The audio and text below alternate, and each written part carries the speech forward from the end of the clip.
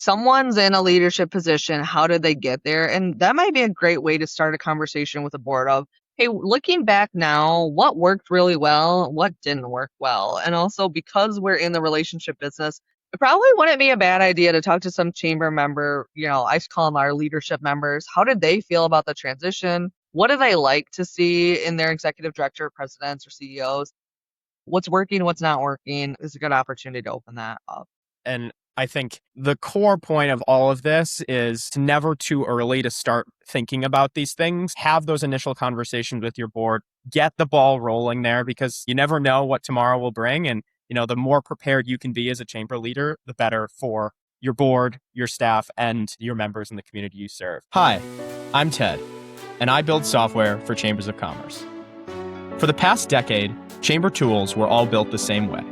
One clunky system for every chamber. But if I've learned one thing, it's that no two chambers are alike. That's why on this show, we go beyond the ribbon cut with top chamber leaders to share the unique programs, processes, and what makes their chamber work. And to give you new ideas you can take back to your chamber. This is Beyond the Ribbon Cut. Welcome back to Beyond the Ribbon Cut, the podcast for chamber leaders. I'm your host, Ted Wind from Diagonal for Chambers, and my guest today is Rachel Gorman, President and CEO of the Muskegon Lakeshore Chamber of Commerce in Michigan. Rachel, thank you so much for joining us today. Thank you so much for having me. I'm excited for this conversation.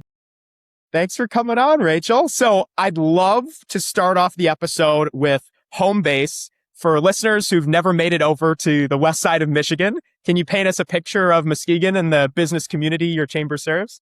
Absolutely, yeah. Because if you are listening and you haven't been to West Michigan, you gotta get to West Michigan. We're on the best coast in the United States, but Muskegon County, so we're a county-wide chamber, is located in West Michigan, about 40 minutes away from Grand Rapids. That's a good reference point for folks. And then our chamber is made up of 1,100 members, primarily manufacturers, which you see a lot in the state of Michigan. We do a lot of aerospace parts, automotive engines, a lot of what, pieces of equipment we all interact with every day. The world runs on equipment from Muskegon. So that's a huge part of our chamber membership. But because we live in West Michigan on the shores of Lake Michigan, we have a growing tourism industry and identity in Muskegon, and that has been present in our membership as well. And it's been kind of surreal and really cool lately. That mix of our economy has really kept our community a little bit more recession proof than others. So our chamber, I should know this off the top of my head, but we're over 125 years old. So that's really exciting to be in this position and carry on that legacy of the business community that really drives a lot of change in Muskegon.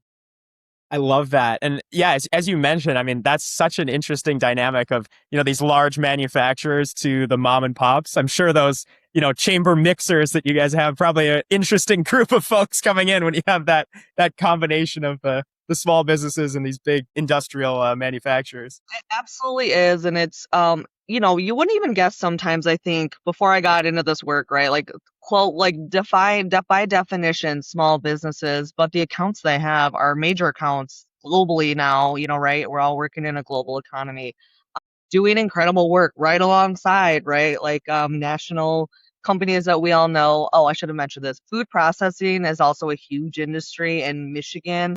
But in West Michigan, we just had a historic investment in our community from Chobani for their La Colombe division, so ready to make coffee drinks. So yeah, we have it all in Muskegon. I just had some Chobani for breakfast today, so that's that's perfect. It's so great. Now you'll connect it to Muskegon always. And one more quick question as far as the chamber, could you just give us a sense of the team size? How many folks are on staff? Yep, absolutely. So our chamber, again, we're a countywide chamber. We have a staff of 6, and then our board right now is 12 members. Our bylaws, we have need to have anywhere, I should say, from 10 to 17 members. So I always encourage everyone from our membership to really look at our board, really look at our staff, because our goal is for any chamber member to see themselves represented, whether that's by the industry they represent, but also the communities that we all reside in within Muskegon County. There should be some kind of connection And we really stay true to that. And that is a huge guiding post for us when we look at board selection and nomination processes. I love that. I love that. We'll touch on some board questions later on. Before we really get into the meat and potatoes of the episode, I'd love if we could share a little bit more about your story. I think your chamber story is really incredible. I believe your very first chamber job was an internship all the way back in 2013. Could you walk us through that road from chamber intern to now chamber president? Absolutely. Thank you for asking. It's a really, now, right, connecting the dots backwards, it's a really sweet story. And I don't think any of us in our careers, right, can know where things are going. But relevant to my career journey, just wanted to share too. I grew up in Muskegon. And like I've mentioned, because we have been such a historically manufacturing dominated community, we've been through really high ups and really low downs. So when I was in high school during the Great Recession, it was very concerning to be in Muskegon because our community was not thriving at that time. It was really easy, like it always is, to stay down. But my priority after high school was to get a great education and get out of town as soon as I could. Fortunately, I ended up going to a local university that required some incredible internship opportunities. So my last internship as part of that degree ended up being at the Muskegon Lakeshore Chamber of Commerce, located in beautiful downtown Muskegon. So you can imagine my delight at 20 years old, 21, I should say, coming downtown to this building that I think I saw before, but I knew it was new, but didn't really know. And of course, had no real idea what a chamber was, but I was intrigued by the internship opportunity, did my research, and was hired as an intern.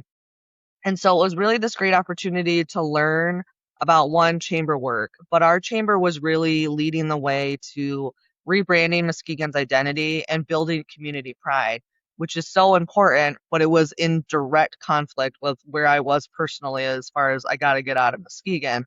So I say that because I was spending my days promoting this amazing community, meeting all these incredible people.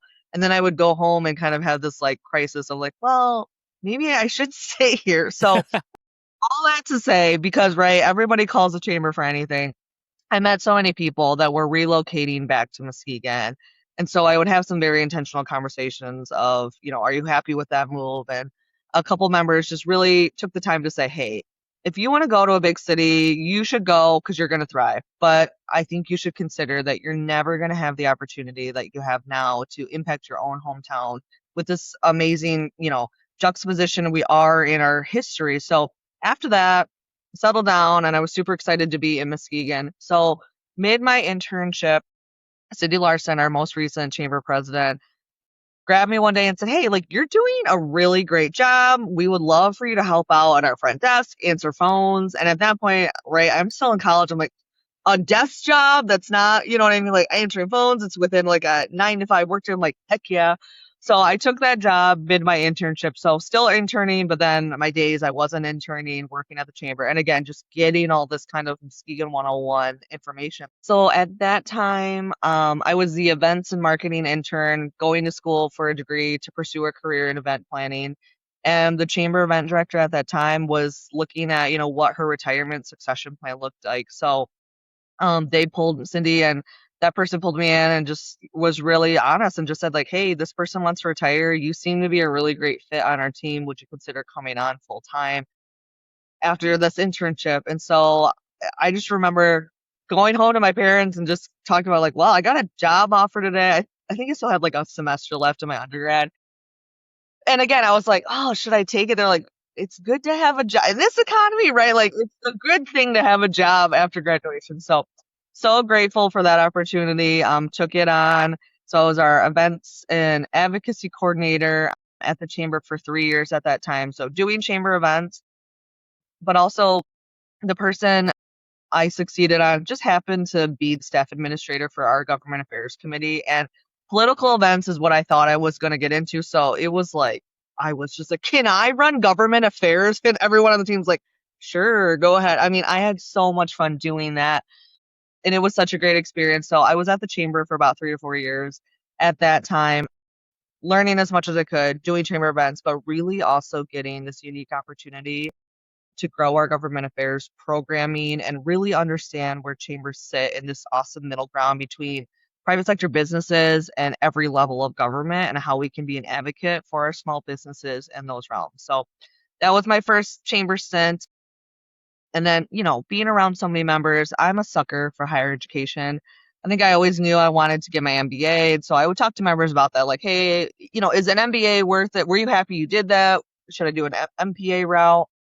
Because we work so closely with local governments. But the resounding message from a lot of our members were, though, if you're going to do it now before your life gets busy. Yeah, because I was single at that time and life, that I had a great opportunity. So took a job at our local community college. Then, after leaving the chamber at that point, had an opportunity then to pursue my MBA while I was there, but always stayed in touch with Cindy. Always was, I like to say, like the biggest right chamber cheerleader. I had nothing but a great experience. And that was really important to me and what I want to talk about, just like leaving right any job opportunity on the best relationship terms we can. And I do think that had a huge influence then on getting the position I'm in now. So that was, yeah. So it's funny now being back because I kind of tell people like, well, my first lap around the chamber, we did things this way. Now here we are now doing things a little different. I love that. I love that. And as part of that, so you left the chamber for a few years, went ahead, got your MBA, then came back as COO. What did that time away teach you that maybe you couldn't have learned from inside the building? Yeah. So my time away was at a community college in grad school. And then the pandemic happened, which is just obviously this life event we're all living through, but it's just so funny. Our graduation was on March 8th, 2020. And cap and gown, I just remember all of us like, what are we going to do with all this free time? Everything changed that week. But what I want to share that's relevant to this podcast is watching how the chamber was able to support small businesses during this time of crisis. Reinforced to me that this organization is just such a powerful voice, not only for the business community, but leading our community through crisis. And again, as a like peak millennial coming on age in the recession, I remember thinking like, okay, if the chamber can survive a global pandemic, like the chamber will be around forever. And I just remember being personally so assured, like, okay, good, the chamber's going on because I think there was always kind of this nagging in me of like, I'll make my way back to the chamber someday. I don't know what that looks like. So we got through the pandemic. I took another job at a local nonprofit and got some really great experience there. And that was what was really important to me was post the chamber, gaining some more education, but also exposure to different opportunities. So in higher ed and at this nonprofit, having the opportunity to supervise people, learning what it means to fundraise, walk alongside a business community in that way. And then I did a I did run for office. I was successful there, but that really was important to the job now of understanding local government as a politician, how you interact with them. So all these lessons that kind of culminated into, I think, what positioned me in a good place to then come back to the chamber. So to what you said, like, how did that, all come about? Again, it was really this nagging of like, oh, I love the chamber work so much. Cindy had stayed, such a huge mentor to me throughout these new career changes, giving me advice on what moves to make. But it really dawned on me one day out of nowhere. I just thought, hey, if I never say I'm interested in coming back to the chamber, I can't be mad when someone else gets that job.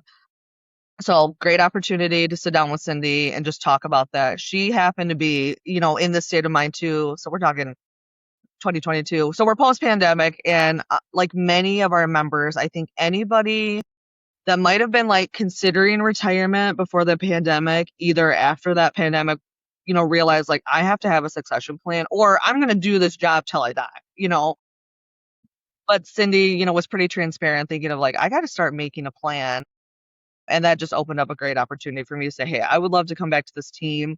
I have no idea how succession planning works at the chamber, but the time away helped me realize how passionate am about chamber work. So great opportunity then, like you said, to come back as our chief operating officer and have a year transition with Cindy to learn how to do the job as a president and CEO. But ultimately, and I think we'll get into this, it was the board's decision to move forward on this succession plan. So lot of steps in between that, but I did come back as CEO 3 years ago. My work anniversary, my team just reminded me, which the early days, I would say when people are like, how's it going?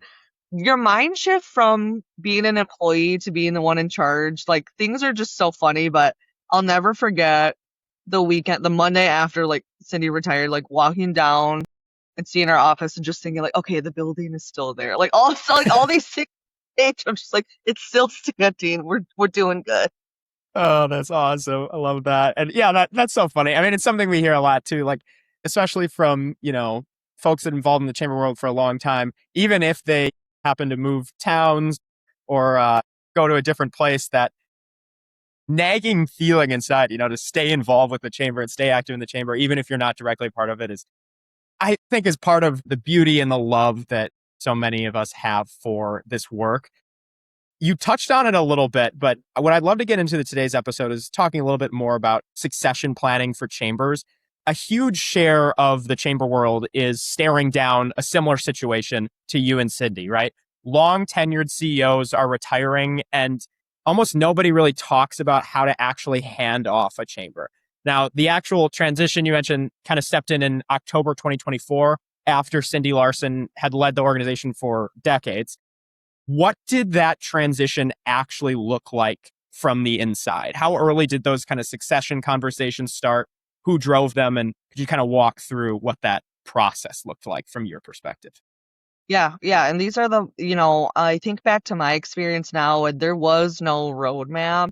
Even Cindy's transition to president and CEO of the chamber, I mean, right? So we're talking like what you said, she's been in this role for over 20 years.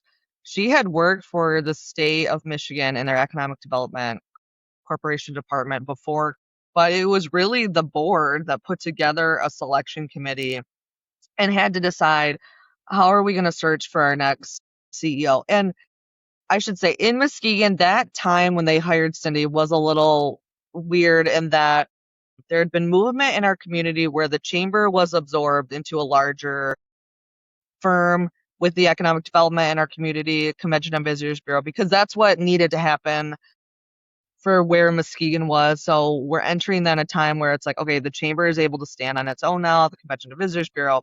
So there's a newly formed board that is faced with this challenge, right? Of like, who's going to lead this organization? Someone on that board had worked with Cindy before at the chamber and said, we should talk to Cindy Larson. So they interviewed her. She came back to the organization.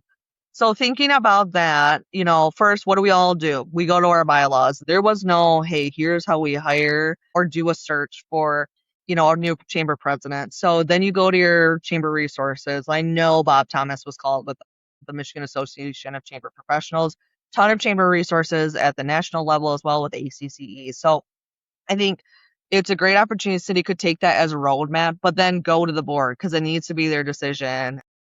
And I think she presented them with, hey, first one, I need to start thinking about transition. I think there is a candidate I have in mind that could be really great. You have the power, though, to open up a search, a local search, a national search. And this is what we do, right, with our board, just really was really honest and transparent of, I know, based on the information I know, right, I think Rachel would be a good candidate, but she really said, like, this has to be your decision.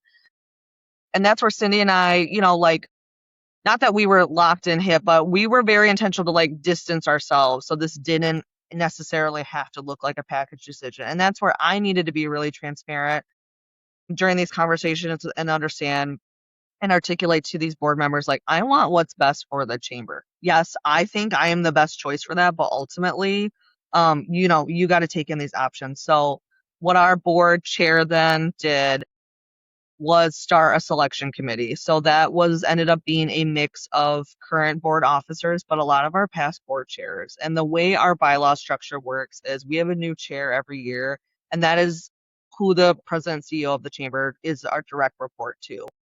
So again, a lot of institutional knowledge about this board and working with Cindy.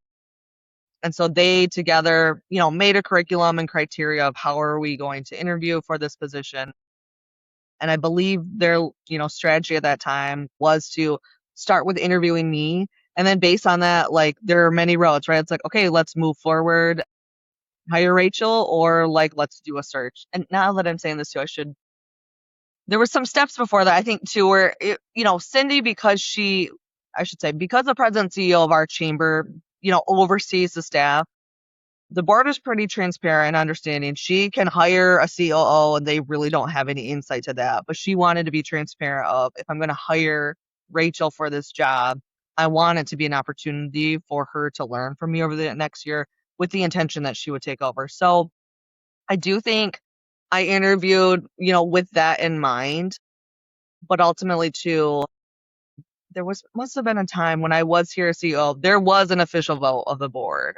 Hmm. So that was really, important to keep things, legal because, with 1,100 members, you've got 1,100 people that also have an opinion of like, hey, how did we get, to this new leadership? And so the board really needed to be comfortable with the process they were following, do it with integrity and feel good about it.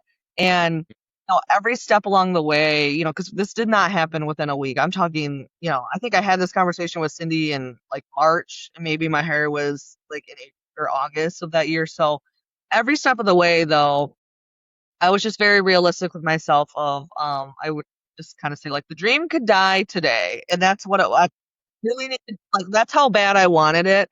But again, that's how much I wanted the right leadership transition for the chamber to happen. Like, I want it to be me. It could be someone else. Um, Hmm. like you said, it's an interesting, point in the industry, in the chamber industry right now, because there isn't, this is how you have to do. And I think, you know, even outside the chamber, a lot of nonprofits are facing this transition as well. And what's right or what's wrong, I think really depends on the organization, the mission, and that board makeup. So for many reasons, right, we need to be really intentional about the board officers and directors we choose to lead our organizations.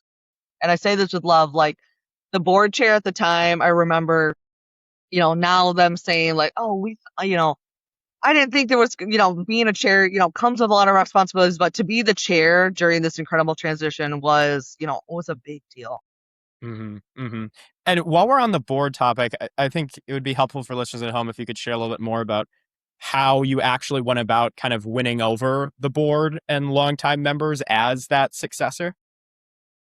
It was an interesting like challenge and like again, I was really motivated by it, but because at that point I had been away from the chamber for a little bit. So a funny mix of past board chairs that knew me, but also like they knew me when I was, I mean, like a child, right? So having to reintroduce myself as like, hey, well, so I'm married now, it was like, but this is who Rachel Gorman is. Here's this experience that I've gained.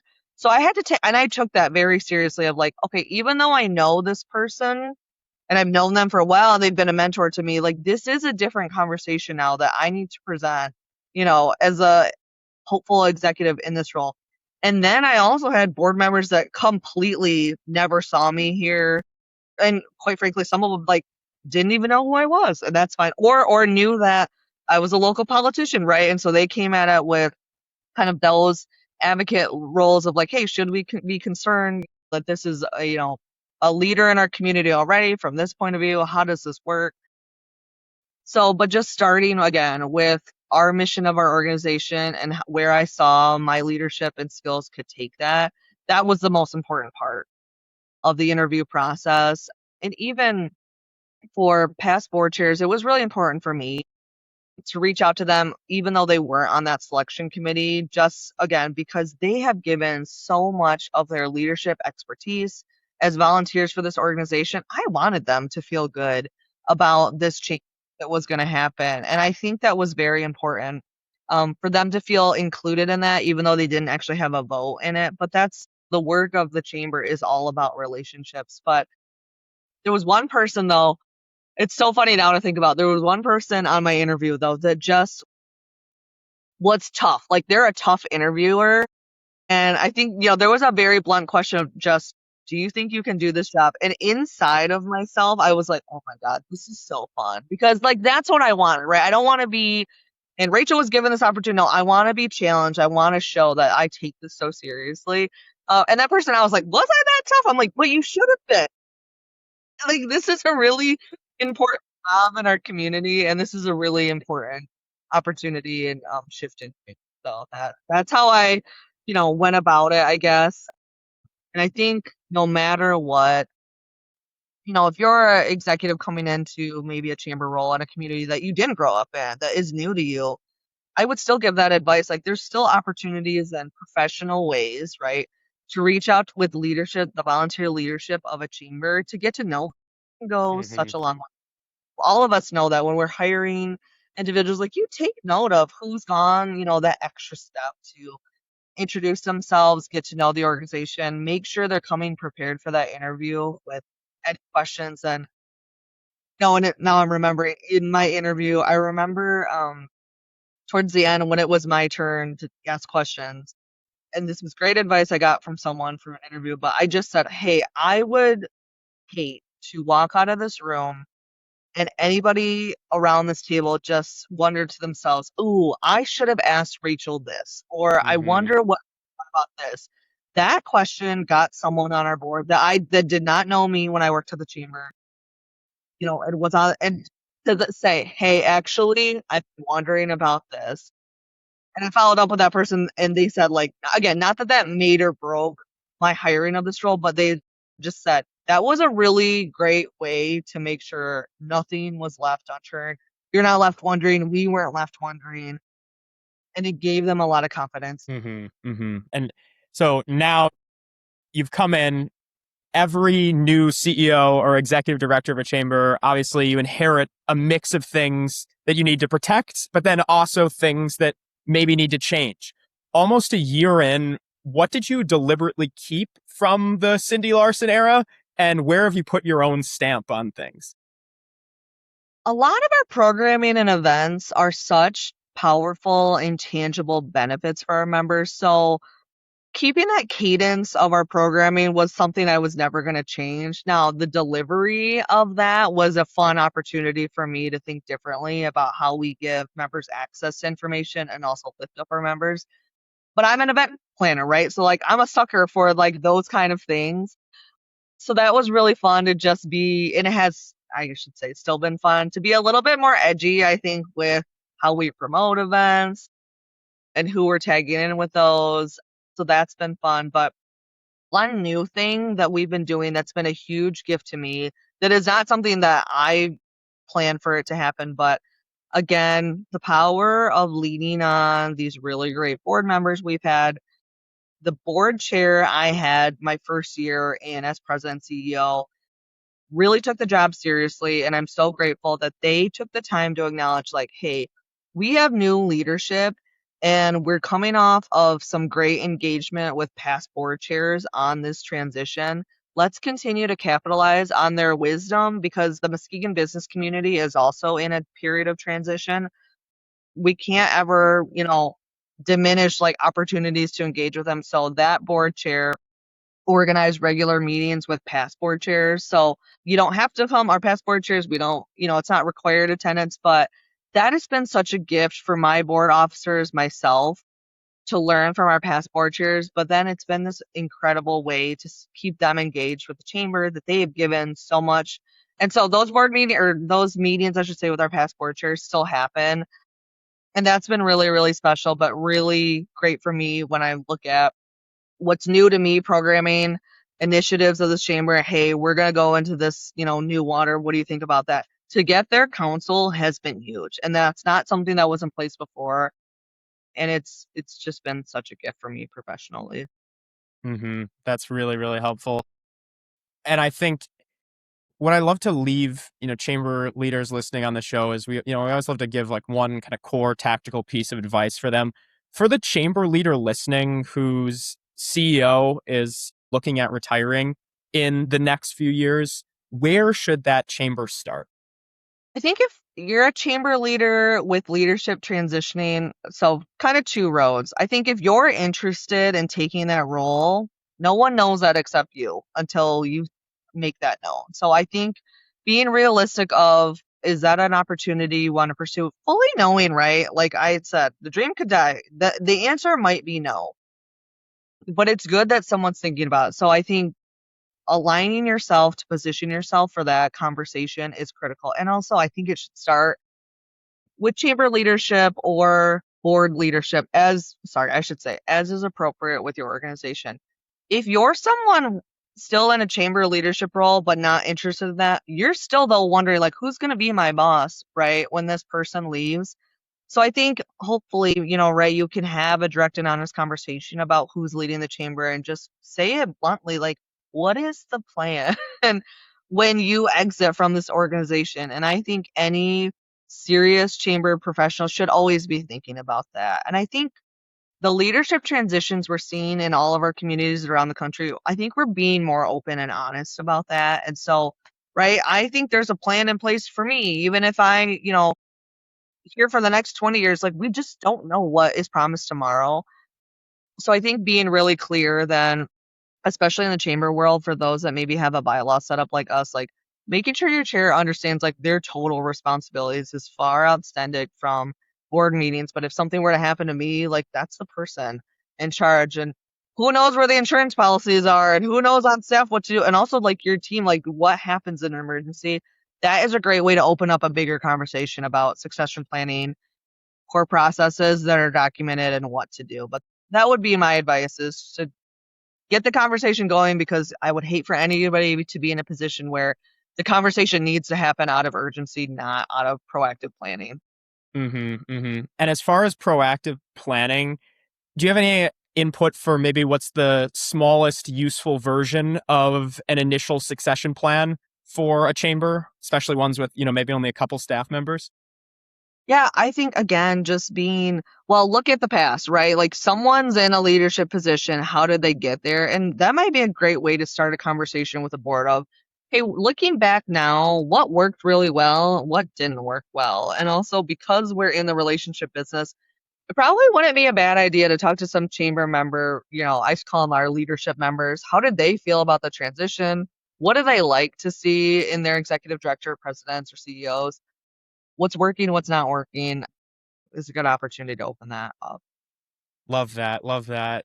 And I think the core point of all of this is, it's never too early to start thinking about these things and just have something drafted, have those initial conversations with your board, get the ball rolling there because, like you said, you never know what tomorrow will bring. And, the more prepared you can be as a chamber leader, the better for your board, your staff, and your members in the community you serve.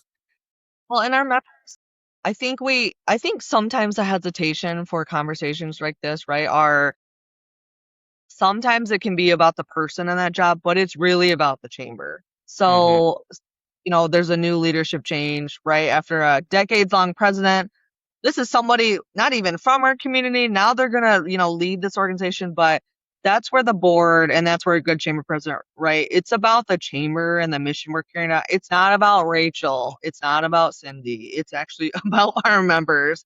And I think hmm if you get better around there, that makes the conversation way less personal, and way more professional and proactive. Love that. It is all about the members. Last question that we love to ask all our guests. We close every episode with this one. If you've been listening to the pod for a while, you'll know what's coming. What's one piece of advice you'd give to other chamber leaders at home listening, Rachel? I think one of my favorite things about our chamber industry is that it is so collaborative. So, one cool thing that's been fun about being in this job is the neighboring chambers in our community. So, the Michigan West Coast Chamber that serves the Holland Zealand area, the Chamber Grand Haven, Spring Lake, Ferrysburg, just south to us in North Ottawa, those chambers also had leadership changes within 2 years of ours. So there's three chamber presidents that we all did happen to work with each other and know each other from previous roles, newly in these positions together. So the opportunity to come together and just talk about, hey, what's working well, what doesn't work well. And part of it's also been our chamber, the listeners of the show know, like, it is lonely at the top. Having Mark and Jody from these other chambers, we say all the time, it almost feels like having coworkers, which is really comforting, but also uniquely in the chamber world where I'm not in competition with them. And I can look at their programming and events and success of the chambers and really ask them, hey, how are you doing that?